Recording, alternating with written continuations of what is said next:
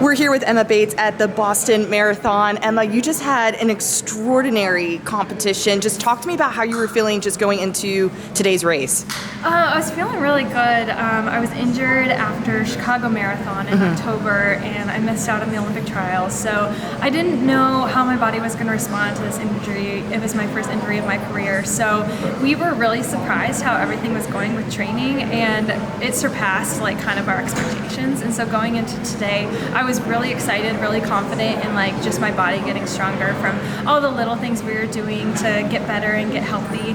And I started off today just like wanting to do my best and just trying to run my own race, and I did that, and I'm really proud of kind of my efforts. And I didn't quite have the wheelhouse to compete today with the top women, but I'm just really proud of just getting out there and doing my best. It looked like you were having fun out there because there were moments where you were high-fiving the crowd, you took some leads at certain parts of the race. Just did you feel like you were having fun out there? What was the feeling as you were going through the marathon? I think I had the most fun of anybody out there racing, honestly. Like, I just was so happy to be out there again. I think when you go through an injury, you realize like how short term this is, and we don't get a lot of opportunities like this. So I just really want to soak everything in and just be in the moment and appreciate all of the effort and time that people give to us, and just the love and support that they share. And so I just wanted to give back a little bit, and that was me high-fiving, and that was me just really enjoying myself.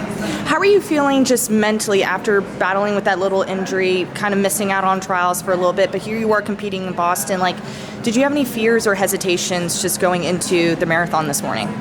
Yeah, I mean, there's always like a little bit of doubt of like, I don't know if I had enough time kind of thing.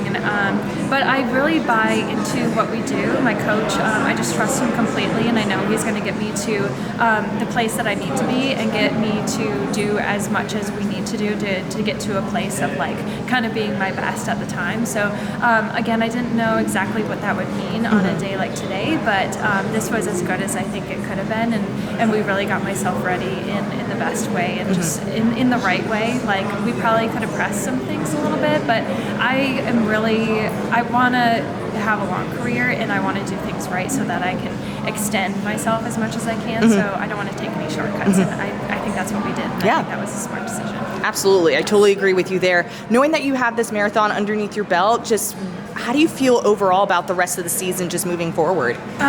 Just knowing that like I can still like be up there and compete and try really hard and push myself and not give up, especially through all those dark times of cross training and not knowing if I was going to come out of an injury. I have a lot more belief in myself and a lot more drive and a lot more confidence, and I can accomplish anything I put my mind to.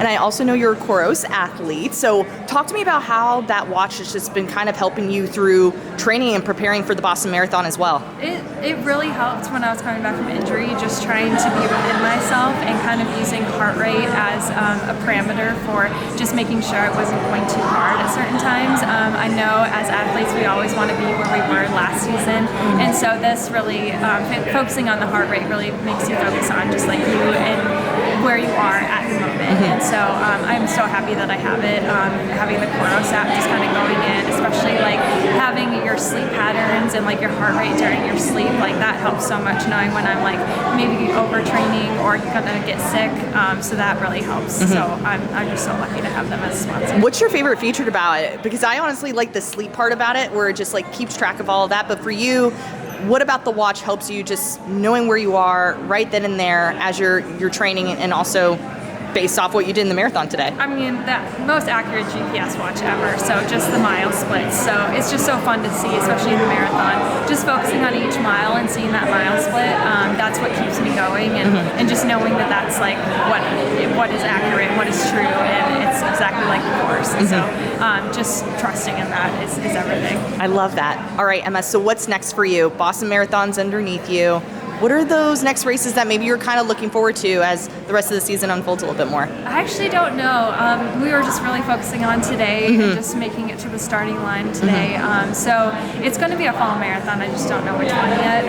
I would really like to run a fast marathon at one point. I'd love to compete, but I also know that the American record could probably be in the cards at some point. Don't know if it'll be this fall or not, but I just still want to keep churning away and keep trucking along, trying to gain momentum in that regard. Awesome. Well, Emma, congratulations. Keep having fun out there. Thank you. And we're wishing you all the best as the rest of your season unfolds. Thank you so much.